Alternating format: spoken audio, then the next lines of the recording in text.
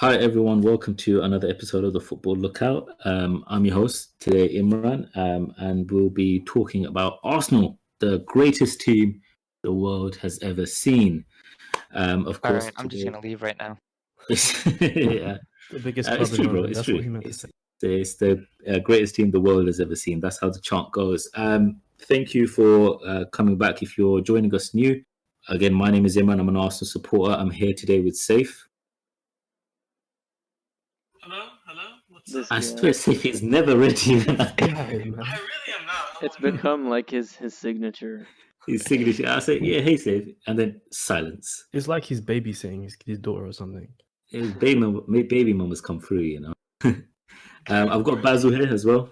Hey, how's it going? He's a Tottenham supporter, so boo. This guy. Scum. I've got Ibrahim here, Hey, what's up, everyone? and I've got Zubair here as well. Hey, this is Zubair, aka Zubi Dooby Doo. What up, everybody?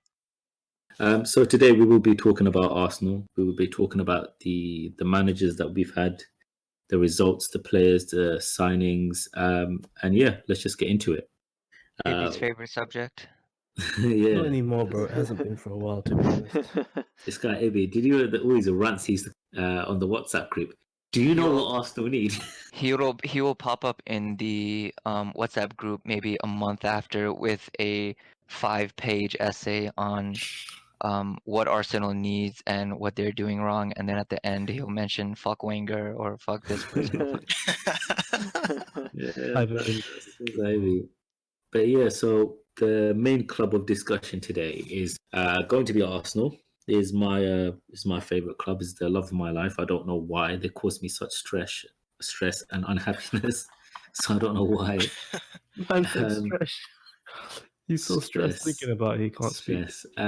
But Ibi, you're also an Arsenal fan. And obviously the others, you guys can join in and banter us if you want to. But I want to split, if we're talking about this season and this season in particular, I want to split it into 4 parts, if we can. I want to talk about the first part, the summer. The second part being Unai Emery's reign. The third part being Ljungberg's short tenure. And finally, the fourth part, I want to talk about Arteta.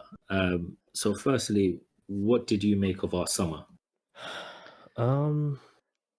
Okay, so Basel actually, as Arsenal fans, we're used to the club not buying what we need year after year. We know we've always been 1 or 2 players short from competing for the league. Really, how many seasons have we been just 1 or 2 players short? We're not a small club where we can't invest in these players. So, like, to answer your question, Basel made a point about. I'll start with Pepe. We need. Should we just mention really quickly who came in the summer? Yeah, let's do that. So obviously the big signing, our most expensive signing, Nicolas Pepe. We also bought William Saliba, who we sent straight back on loan to Saint Etienne. We bought Kieran Tierney from Celtic. We got David Luiz from Chelsea, Gabriel Martinelli from Ituano, and we got Danny Ceballos on loan from Real Madrid. So that was our summer. Okay, so I'll start with Pepe. He was our most expensive signing. Yep. I'll talk about his arrival and then I'll go on to how he's actually. So, Yep. like I was saying before, Basel made an important point about we spent, was it 75 mil? 72, yeah. 72. So a really high amount on a winger when we have holes in our midfield and defense. We've had centre back issues for years. Koscielny deserted us. We knew he wanted to leave, so we could have. It's not like he didn't make that known. We knew all summer he wanted to leave. He didn't want to come back. So, and for a club of Arsenal's size, we could have used that money probably on a centre back. At the time, I'm not gonna lie, I was happy with the signing, because it kind of seemed like our attack had holes in it as well. But I do believe in like building from the back. Do you want to hear from a non-Arsenal supporter's point of view? Yeah, sure. Yeah. No, everyone else join in. I think I agree with you obviously because you're building off of my points, but I think if you look at the transfer strategy this past summer, 72 million pounds record signing. We already knew that Arsenal had a limited budget to work with, and so the 72 million is going to be paid in several installments, but 5 installments, yeah. right. And so I think doing the opposite of what they did. So they spent 72 million on a winger. They spent, what was it, 10 mil for David Luiz? 7. 7 million Yeah. pounds. So if they had done, for example, something as the opposite, maybe brought in 1 world class or 2 up and coming center backs for that 70 mil instead, or maybe a midfielder or someone like that, and then spent maybe the 7, 10, 15 mil on maybe an older, more experienced winger to at least fill the gap while you search for a better replacement for your favorite your boy I will be. For example, someone a la Don't get me started. someone a la Dries Mertens, for example. He had 1 year left in his contract this past summer. He could have I been agree with you. right. He could have been I'll he also could have been say a that signing that would have played sort of what David Luiz does, except on the wing, and you could have had a more solidified foundation in the back and building with a midfield of Xhaka, Torreira, and so on. yeah, I agree with you. And honestly, if we gave the right wing to Reece Nelson for a season and maybe someone else, I would have been fine with that. Just to see, if he can handle it, and maybe someone else, like you're saying, like a Dries Mertens. So yeah, that's Pepe. I guess. Does anyone want to talk about maybe Imran about like his performances this season? Just, I mean, I just want to mention the summer. Yes, he was there. He was there. I don't have words for it. It's just, yeah. Yeah, That bro, was the that's summer. that's our story for the past like 10 years. Yeah. Yeah. I'll be honest. I was really happy with Saliba and Tierney, because Tierney, even the previous season, a lot when we were talking about left backs, because everyone knew that Nacho Monreal was leaving. Mm-hmm. A lot of people mentioned Tierney, and then I started to have a look at him, and I really liked the look of him. He's proper old school, Likewise. no nonsense, just dives into the tackle, drives forward, and crosses when he gets a yard of space. So I really liked him. Then when I looked at Saliba as well, I mean, I saw him as a tall guy. He's quick across the ground. He's good with the ball. He's a very, very good defender for an 18-year-old. I was really happy with both of them. David Luiz, I wasn't too sure on. Bro, I'm not gonna lie. Martinelli, I was thinking the same thing about David Luiz. I'm yeah, not okay. He's had some good moments, but we all know he's a clown of a defender. we know David We Luiz. know that for a fact. Sideshow ball, bro. And Sideshow. he's way past his peak. He went to PSG, came back to Chelsea, and then we got like the second leftover version of him. Yeah, true. How do you rate your January signings while we're on the topic of that? Where's Cedric, man? Who's this guy?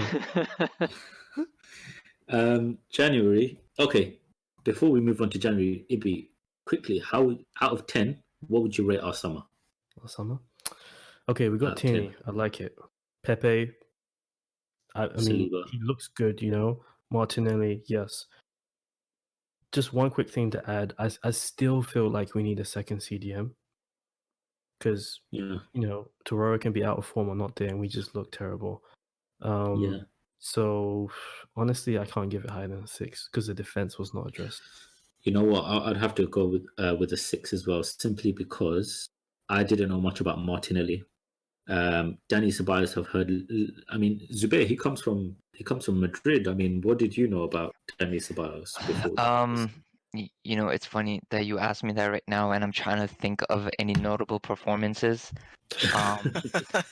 And I'm sure they were there because I'm pretty sure once or twice I've praised Ceballos for what he's done. I think I wouldn't say world class or anything like that, obviously, but I think he can do the job that he's put in for. At least that's what he did while he was at Madrid. He did play a lot smaller games, if I remember Yeah, correctly. A lot of games such as like the Copa del Rey, or smaller games, away games, so that Zidane could rest the squad. I see.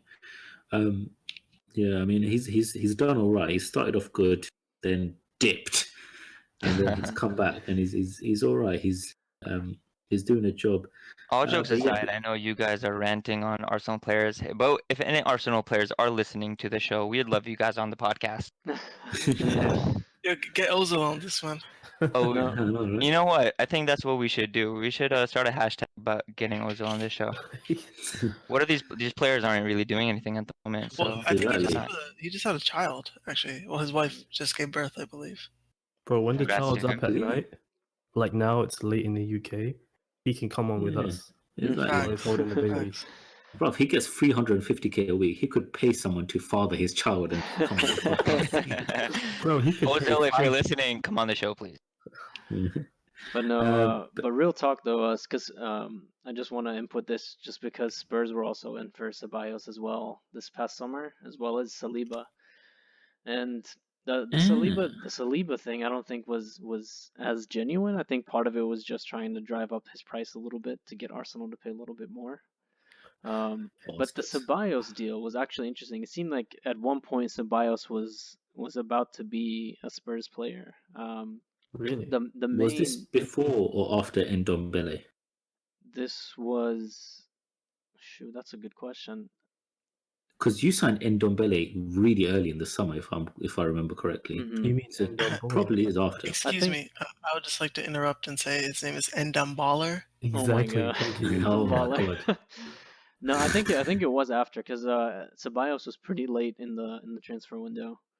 Okay. But I think what happened was the main deal breaker for Daniel Levy and Spurs was that there was no option for a permanent deal, and I think that sort of highlights not necessarily like a negative thing about Arsenal, but the fact that they're willing to pay, I forget, I think 15 million euros or so for the loan fee without Yeah. necessarily having an option to take Ceballos permanently, sort of maybe highlights the different direction that the clubs are going at the moment. And Yeah, I not don't know why. necessarily that not saying that Spurs are on the up and Arsenal's on the down, but in terms of transfer strategy, so how the clubs have gone about their business over the summer. I think Yeah. for quite some time, Arsenal has been kind of iffy in the transfer market. Right. I mean, you guys, Ibi and Imran, you guys can vouch for that if you guys agree or not. Yeah, bro. It's I know. always been it's always. I know don't past think couple we've- years after transfer market has always, ended, the transfer window has always ended. A lot of Arsenal fans aren't normally happy or usually happy with. Yes. It's how unsatisfactory. finished. It's unsatisfactory, to say the least. But yeah, I would have to rate the summer about 6 out of 10 because I was only really, I mean, I was happy with Pepe, but I was more happy with Saliba and Tierney. And the thing with Pepe is we needed a winger because in Emery's first season, Reece Nelson was out on loan, Saka was still with the youth team. We sold Oxlade-Chamberlain, so we didn't really have any pace on the wings. That's why we had a 3-4-1-2 formation. It was wing dreadful, backs. bro. Watching us with like no pacey wingers, it was horrible to watch. Yeah, so it was a bit slow and static, and that's why we had played with wing backs. So I was happy with Pepe, but I didn't know much about Ceballos and Martinelli, and I didn't really fancy David Luiz. So yeah, I had to give it 6 out of 10. But moving on to January, Basil asked the question, what did I think about January? I would give that a 7 out of 10. Can you tell me again? We got Cedric Soares. Who else did we get? Pablo Mari, the centre back. Okay. Has he made one Premier League appearance yet? No, he's just made the FA Cup one. FA Cup, right? Yeah. No, he did. He made the appearance at West Ham. That's it. So he's made 2 appearances so far. 2 clean sheets as well, to be fair. But the reason why I rate our summer 7 out of 10 is because we 7 or won 6? 7 Summer out of 10. or January? January. Okay, because you said So summer. the summer I rated that 6 out of 10. Okay. January I'll rate 7 out of 10 simply because we sorted out some problem areas which were centre back and right back because we didn't have any cover at right back, and we did we did it without taking any risks. So Bro, tell me didn't about both this loan right fees. back. So 'Cause I haven't seen Cedric, him. Cedric, he's been playing really well for Southampton before. He got injured and he didn't play some games recently, but before he was actually a very good player, Cedric Suarez, and also he can cover at left back as well, so he's quite versatile in that sense. And Pablo Emery, I mean, he's been doing really well in Brazil for Flamengo, and he's a left-footed centre back, which obviously opens up different possibilities. Being able to do cross-field balls to the right wing, etc. And they're both like minimal risk ones as well. Like Pablo Emery, his loan fee was only 4.5 million. I don't think Cedric Soares had a loan fee, but if it doesn't work out with either of them, we can always send them back, and we wouldn't really take much. We wouldn't take really any financial hit, to be fair. So that's why I would rate our January 7 out of 10. Imran, Yeah. Cedric Soares, did we? I think we bought him and he was injured, wasn't he? No, he's a loan signing. He's injured. Sorry, but he not wasn't- loan. Sorry, we loaned him, but did we loan him while he was injured? Yeah, we did. Do you see what I mean? You know what else These is are the strange kind of about it? clown moves that we make. His contract was up in the summer as well. Yeah, but I think we needed cover right now because Bellerin is God have not 100%. mercy, bro. This is Arsenal Football Club. You paid a loan fee for a player whose contract was over in June. To be honest, the loan fee was about 2 million, so I don't really mind. To be fair. It's Your only... other fullback option was Kurzawa, and I'm gonna be honest with you, he's mid. See, Safe. low You know when English. you say your other option, right? That's not exactly true because there are players out there, and Okay, but it's January, B. It was I know January. I know it's No, January, but at the that- same time, why would you get an injured player? Come on, man. He It's was like only me injured asking for you like a for money few for weeks. free. He's fully fit now. He's fully fit, but he should have been back around March, basically, when all the coronavirus things started happening. Bro, I don't like this kind of business. It annoys me, and I'm looking Yeah, at that is true. It screams kill Kallstrom all over again. It also Kim sucks for Kallstrom. you guys because of these, you guys made these signings in January, but you're not able to see it all played out, at least for the time being. Yeah, that is true. I'll add one other thing. Yeah. Kim Kallstrom, Dennis Suarez, Cedric Soares. It is what it is. That is We that take is. L's in January, bro. To be fair though, Suarez was really solid for Southampton. I think He more was. so than He's a good player, man. I'm not gonna lie. Yeah, He's only he's 20. good. In my opinion, he's better than what Dennis Suarez was when Arsenal got him. So I'm not against the move, even though you paid a loan fee for a guy who's injured and his contract's going out. It's only 2 million, so I wouldn't be too harsh on that move. Yeah, he's a good fullback, honestly, and he can play both left and right fullback. So Ibi, I want to move on though. So we talked about the summer. Okay. I want to talk about Unai Emery's reign. Well, his final few months at Arsenal. Okay. Tell me what you made of it. It was terrible, but what I want to do is kind of want to go. So it was terrible, right? Because it kind of seemed like he didn't know what he was doing. It didn't seem like it. It was definitely evident that he didn't know what he was doing. Yeah, he didn't know what he was doing, right? But I want to take it back to the first two games where we were pressed. I think we had his first two games in charge. We had Man City and Chelsea, right? And the team was pressing well. I think that was the first two games, and then afterwards he kind of just abandoned it, And we were like, "What the hell just happened? Like, what's going on here?" He's pretty much still had the same kind of players, but yeah, towards the end, things got messy, and I think there's also an element of bad luck here as well, partially because we were heavily reliant on Aubameyang. You take him out of the team, who's going to bring in our goals? Lacazette doesn't score many goals in away games.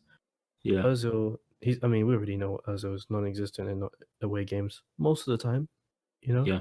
And also against top six sides, sometimes he's a hit and miss. Like he's done well against Chelsea, sometimes, but I don't know. I don't think he's handled the pressure well against teams like Man City, even Tottenham. They pressed. They when they had Pochettino, they pressed really well. They had that intensity about them. Ozil couldn't handle that. Xhaka is not a CDM. Is also another issue that I have with how things are being run. I think he played Xhaka there as well a couple of times, but I don't think that it's mainly his fault. So do you think it's like a combination of him and the players? Yeah, and you also have to realize that how many of these players did Arsene Wenger buy? It's going to take time to flush them out, the dead wood. This was a year and a half into.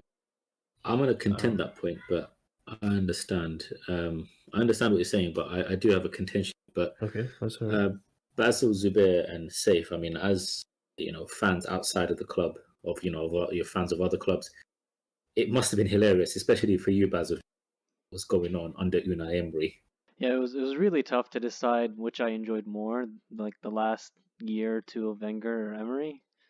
No, I think Emery when you guys first hired him, he was objectively not the right choice, and I said that as soon as he was announced, and I maintain that despite the good start that he had, the big unbeaten run he had in his first season. The guy who managed to choke a league one title at PSG somehow. I mean, that Monaco team was very, very, very good. Not gonna lie, but that's a shoe-in for PSG every season, and he managed to finish second.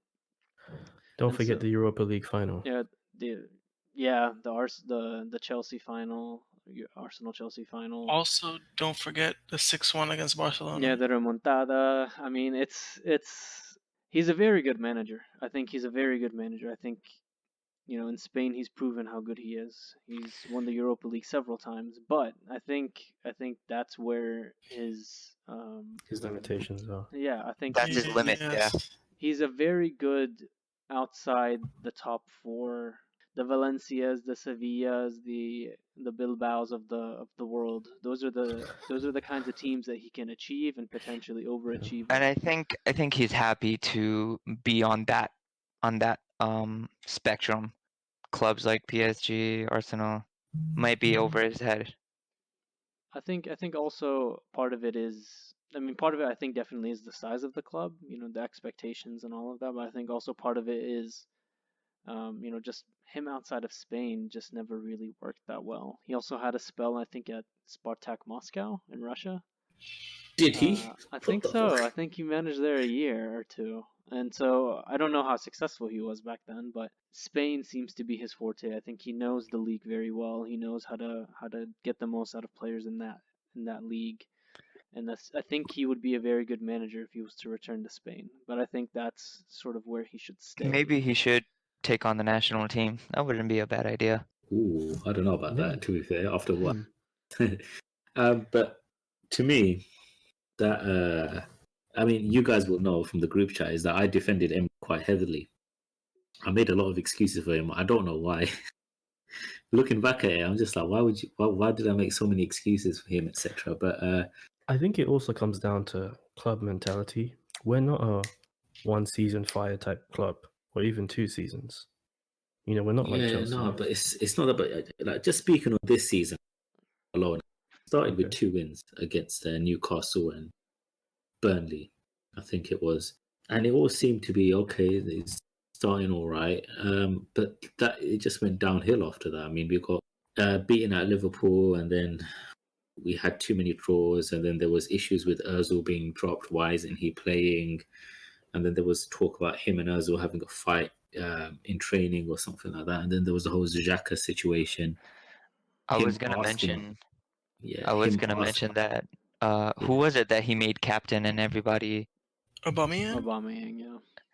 Was it him, or didn't he at one point make Xhaka captain? Yeah, he did. Yeah, basically, what and see, I'm not saying anything about his choice of strategy or anything, but when I heard that he made Xhaka captain, and knowing that Xhaka had just come into the club and he's not really a player that is ready to lead a whole team, I think I just found that funny. Do you know what it was, Zube? It's not that he's not ready, because it's quite evident under Arteta that he's captain material and he does put in captain-like performances. But at that time, when Xhaka was not putting in these performances and he was making all these mistakes, one, he should not have been made captain, and two, why the fuck are you getting other players to decide who is your captain? That is your job.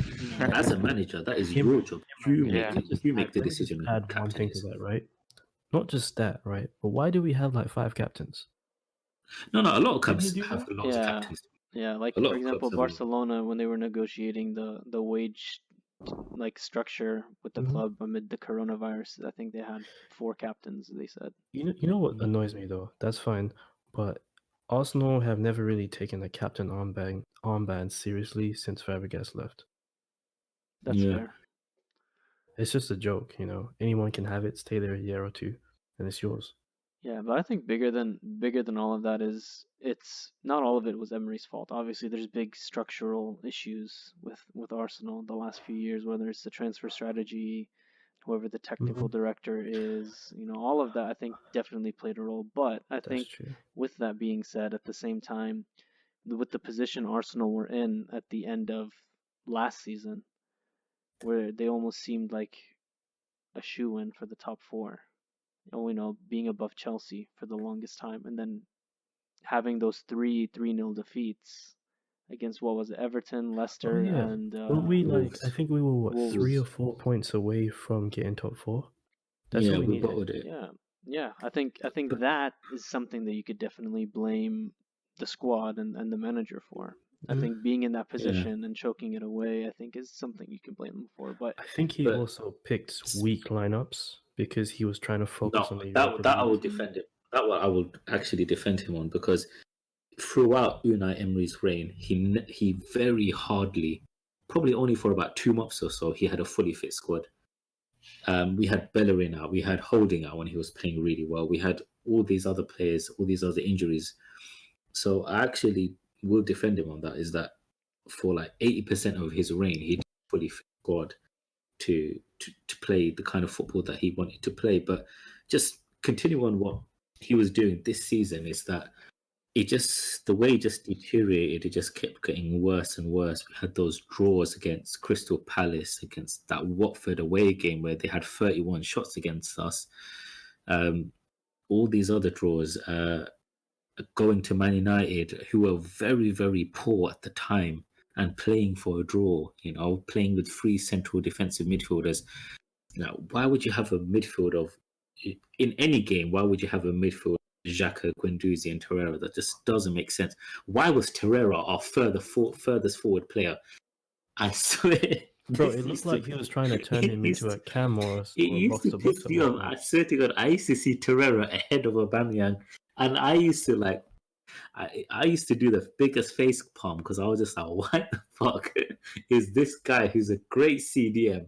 Why is he in? Why is he ahead of our most lethal striker? This makes no sense whatsoever. And it was just this. I blame the players as well. I think the players just completely stopped playing for him. I think they didn't believe in what he was doing, or what he was trying to do. So I think their performance has dipped as well. I don't think they took the responsibility that they should have. So I do put a lot of the blame on the players. I do blame the board for not taking action and sacking Emery when he should have been sacked. And also, Basil, you mentioned the point that, you know, returning to Spain is probably his best bet because he's had these problems at PSG and here in England. And I think a lot of those problems in France and England was the language issue, was the fact that players apparently couldn't understand him. Also, did you hear about the rumor about people mocking him, like players mocking him? Yeah, that was sad. I completely blame the player to do. That's not right. I mean, I'm not gonna lie. I made good evening jokes, but I'm not a player at Arsenal Football Club. You know. You don't understand good evening, Imran? You're not Good a. evening. Good evening. Good evening. No, but I Good think evening. I think they said similar things happened at PSG as well. So I don't think Yeah, I think they did. it's Yeah. not unique to just Arsenal players. I think I don't know what it is about the players, but they didn't seem to respect Emery as they would maybe a different manager. I also heard reports that he was quite distant as well when there was no training. He was quite distant with the players and whatnot. He didn't really immerse himself with the culture of the club, what Arsenal meant, what Arsenal do in the community. He wasn't really involved in that. So I think apparently that played a big part. But moving on, Unai Emery was sacked, and we all cheered. We were like, "Yay!" I told you. Say again. I told you. To sum it up, I warned y'all he was a Europa League level manager. Y'all didn't want to listen to me. Okay. Look at I Safe. told you. My name is Safe. I'm always right. Shut up. Well, you know what? Safe was right about Liverpool. We said that they had won the league, and he was like, "No, it's too early." I warned y'all again. That's See? true. That's true. I tried to warn y'all. I thought you won the league in January, but I guess not. I guess not. I want to move on to the Freddie Ljungberg short era, which was 6 games effectively. He did not do great, and to be honest, that's not his fault. He's never been a manager who's thrown into this situation, and I think he had like one win, 3 draws and 2 losses. If It was pretty bad. But I don't blame him. He's not a manager. He was never supposed to take on that role, Yeah, and bro. he was just a stopgap. Bro, we did pretty bad, but like you said, I can't blame him. He's was the under 21 manager, right? But what No, I he will was say our assist. He was Unai Emery's assistant. Oh, he was his assistant, but before that, he was the under 21 manager. Was it? He worked with our academy. Yeah. So one thing I will say though is the biggest thing we can credit him for is Saka, for his mentorship of Bukayo Saka. Like this guy, Bukayo Saka is going to be world class in about 3 years. This When guy, he- Don't jinx him. Don't jinx him. no, but like Ozil, this kid, he's playing. Okay, he played left back. I saw him like a season 2 ago. I was like, what? This guy looks really good. Just a kid, but he's got some potential. And this season, he was unleashed at It's the left technique. back. Do you know what impresses me about Saka so much is that It's technical. he's not scared to use his weaker foot. I've seen so many times he will cross with his right foot. He's a left-footed player. He will cross with his right foot and he will shoot with his right foot. He will play through balls with his right foot. You know how Kevin De Bruyne does those pinpoint crosses and Aguero is just on the end of it? Yeah. He can do that similar thing with his left foot. And I've seen him do it. And someone like Lacazette is not really the guy who runs close to the end, but he doesn't run right to the end like Aguero does. So there have been times where he's whipped in like just these juicy balls. And Why that's would you say juicy balls? you know what I mean. Yeah. Someone like Giroud would get on the end of that, but like they're so pinpoint. It's just amazing. Like he doesn't even have to be like facing the goal. He doesn't have to be too close, but the way how he just pings them in is beautiful. Yeah. It's beautiful to watch. I've maintained that Saka's the best teenager in the Premier League, and I will die on that hill. I can agree with it. So Quick thing, Ljungberg, right? Yeah, go ahead. Who'd be your top 5 teenagers in the Premier League? That is a topic for another podcast because that's been Some too preparation. long.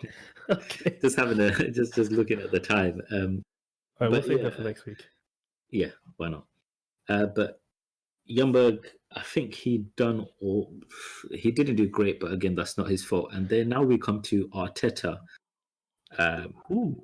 To Mikel, but before you say anything, Ibi, I want to get the other guys' opinions here. So, Saif, Basil, Zubair, when you heard that Mikel Arteta was going to manage at Arsenal, what were your initial thoughts? It should have happened 2 years ago. Yes. To be honest. Honestly, I thought he was the one from after Wenger. I thought he was gonna be the favorite to take over. The rumors were back then, and he reportedly met with several senior board members about that position. It seemed like a good club for him. I saw him at strangely enough, his 2 former clubs, either being manager at Everton or Arsenal, and I think it's a club that he has a connection with which always helps. And it seemed like Arsenal were in a place where they could afford to gamble on a new start, a new manager, a young manager, and even if it didn't work out, they could still afford a transition period. But we'll Yeah, and they see. could have made excuses for him, right? Even if he wasn't to be too good. They can make excuses saying that he hasn't really managed to side like this.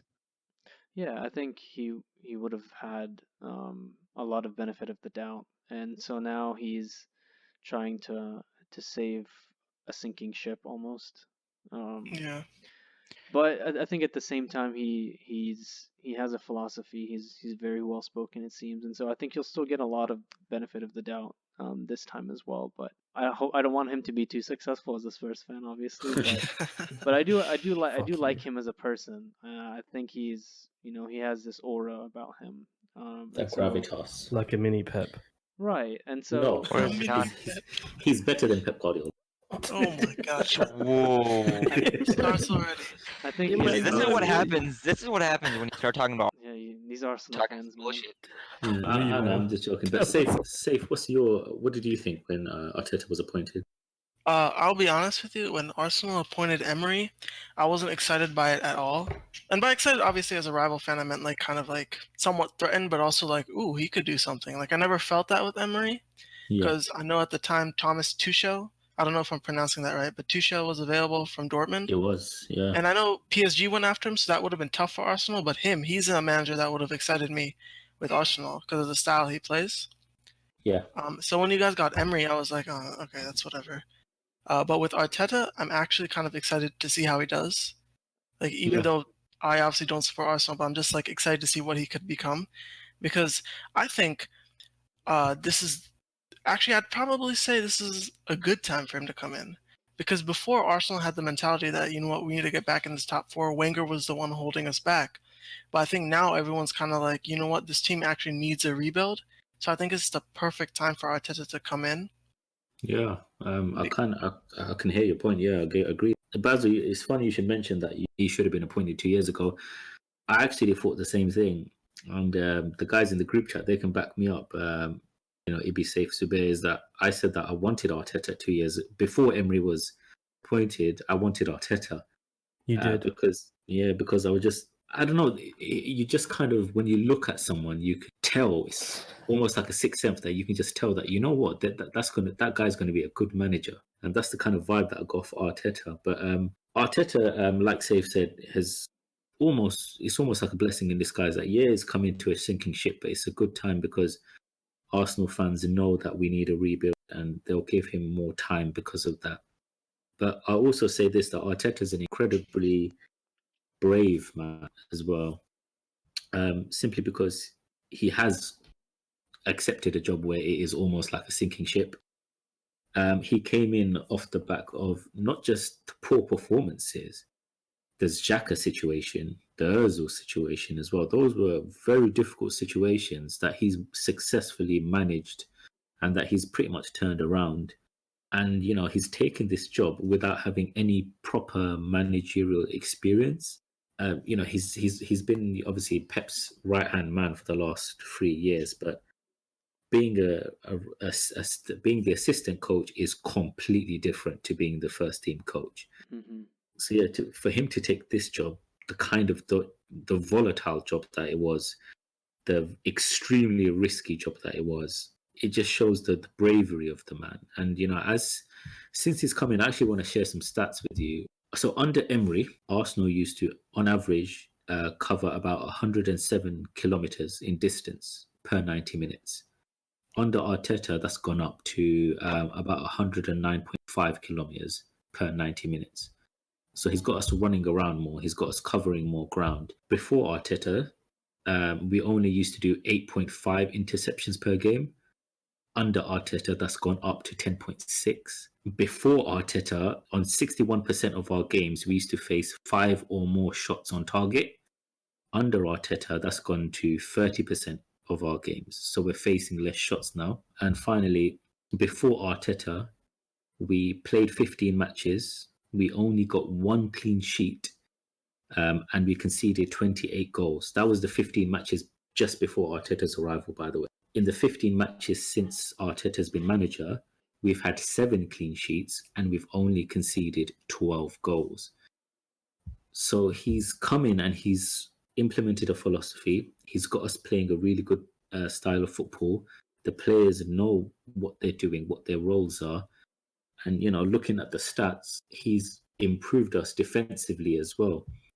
And players like Mustafi, David Luiz, Xhaka, players that people like Gary Neville used to say that they're uncoachable, he's coached them. He's made them competent enough defenders. I mean, before the whole coronavirus thing, Mustafi was playing really well for us. So Arteta has done, for me, extremely well since he's come in. I think he's been extremely brave to take this Arsenal job, considering it was probably one of the worst jobs to take in football at that time. Honestly, since he's come in, he's just enhanced his reputation. And I'm really excited to see what the future is with Arteta. Okay, so starting with what you said and how you wanted him 2 years ago, I was completely against it, completely, and I'll tell you why. I was like, "Are you Yeah, mad?" 2 years ago I said I wanted Arteta, and then you said, Imran, should I slap you? No, I'll tell you why. I mean, he's never managed a club before. Okay, now he's doing well, right? But let me just go back. Yeah. He'd never managed a club before. He'd been with Pep by then. Was it 1 or 2 years? Just one, yeah. Just 1 year, right? So not that much experience, no managerial experience. And then I know people like Darius was hyping him up, and then I think it may have been the season after that where he supposedly, was it? I mean, people always said he was a tactical mastermind, but I think he helped Man City beat Arsenal at one point, and you heard that as an assistant manager, Pep gave him this tactical freedom, which is Yeah. something I didn't know Pep did, but that showed how much a manager like Pep trusted Arteta, and Pep is arguably the best manager. So I'll say that I didn't believe it, but a couple years later, you hear about his impact on someone like Sane. You hear about good things about what he's done, in the club and his influence, and you're like, why not take a risk? Emery's done. The club's in a bad position. Why not? What do we really have to lose? We can't really get any worse than we already are. This was like during towards the end of Emery and Lundberg's reign, it was like we had already hit rock bottom. I don't think it can get any worse. So why not go for it? I'm like, okay, cool, let's do that, because let's say Pep leaves in a year or two and Arteta does really well, we might be shooting ourselves in the foot. And like you said, the stats are impressive. You can see he's lifted not only the player spirits, but the fan spirits. I'm wondering, why am I starting to believe in Mustafi again? Trust me, the past 3-4 years, I wanted him gone. Yeah, Like, we should have. every Arsenal fan would have probably said the same thing. Would you believe me a year ago if I told you Mustafi is probably our best defender? Hell no. Or the year before? I would have flown to the US just to backhand you, not even slap you, but to backhand you. And I would remember Imran's voice note about Mustafi. Oh Oh my god, the epic rant. Epic. Okay, how about we need to add that voice note somewhere right here. Okay. And the other thing I'd say is I think it was Safe or someone who said that he's raised a game of uncoachable players like Xhaka and Mustafi. I mentioned Mustafi already, but Xhaka, he was on the verge of potentially leaving to Hertha Berlin. Yeah. Especially after what happened with the whole captain incident. He threw the armband down. Everyone was like, he's a disgrace. We don't want him to play for the club again, let alone ever be captain again. That was just mad. Yeah, it that was whole mad. The whole situation. Like a footballer telling his own fans to fuck off, Bro, like holding his own fans. That was, I just looked upon that one. He must have been going through something at that time. No, he was. But Arsenal fans were being dickheads. Zubair, like Imran just said, we are dickheads online. No, we agree. I think Basil, Safe, and I think if Rayan was here, we would all agree to the statement. No, some of us, not me and Imran, of course, but like some of us, we abuse the crap out of these players on social media. You can go on Mustafi's account, and half of his pictures won't allow you to comment, probably for that reason. No, I think you see it all the time, right? On Arsenal Fan TV and other fan bases for revolving around Arsenal. You see them constantly flaming the team and its players. It's true, yeah. They get ripped almost every week, and it's somewhat unfair. I see where the players are coming from. I mean, the fans are coming from, but it is somewhat unfair. It's also being blown out of proportion in a way, because don't forget that their temperature's high. They're flaring right now. It's right after the game. Arsenal. It's not cheap to watch an Arsenal game. It's not easy to travel to these places around the country or Europe. So that's where the position of the fans are coming from. They're showing it, where they're heightened at that moment. They're pissed, But it's not right. The abuse that they get, I say overall, it's not right. We kind of gone off on a tangent, but going back to just Arteta, what are your thoughts?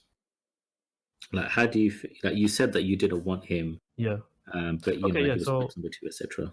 So I was saying that, now I'm ecstatic. I'm not gonna lie, it's hard to be an Arsenal fan considering what we've had to go through. And I don't want to go on a tangent, but I will say though, 10 years ago, we were one of the best clubs in England. When I say best, I mean like really, really up there. We're still a big club, but we had more pulling power then, you know.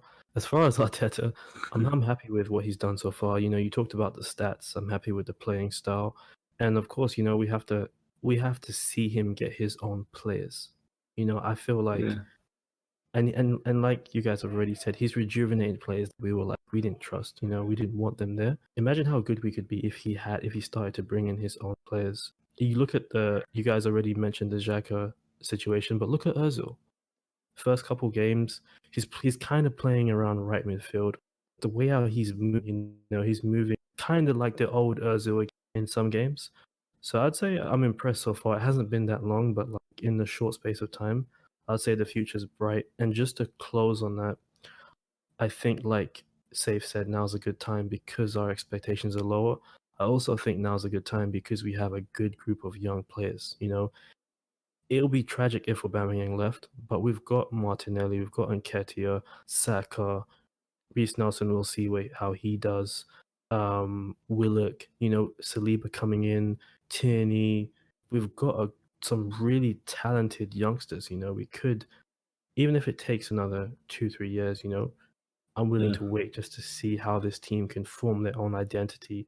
You know, like a Pep's team or like Klopp's team, even Pochettino. You know, when Yeah. Pochettino came in, I am an Arsenal fan, but he really impressed me with, you know, how he rejuvenated Tottenham, and I'd like to see something similar.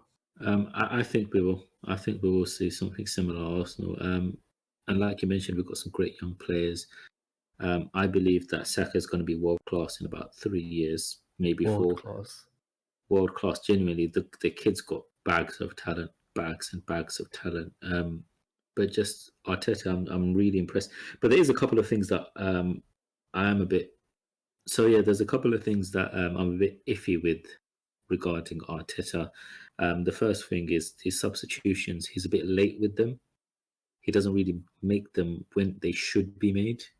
So that's one thing. The second thing is our attacking football. I don't know if it's because of he's been focusing too much on the defense, but our attacking play is not as fluid and as quick as I would like, and you know how it was traditionally under Wenger, that kind of quick passing, quick movement, one touch passing, you know, football.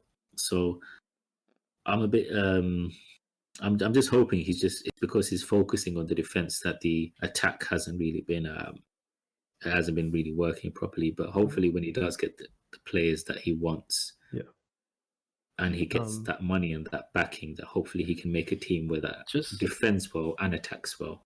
just to add to that, I know we can go on for another hour, but I think our team right now, our midfield it's terrible. I feel like I really don't like our midfield compared to what we've had in, I don't know, let's say 5+ years ago. I don't rate them too much right now, but we'll see if he can, you know, come up with a system and maybe bring Yeah. someone else in to help rejuvenate it. But at the moment, I really don't rate our.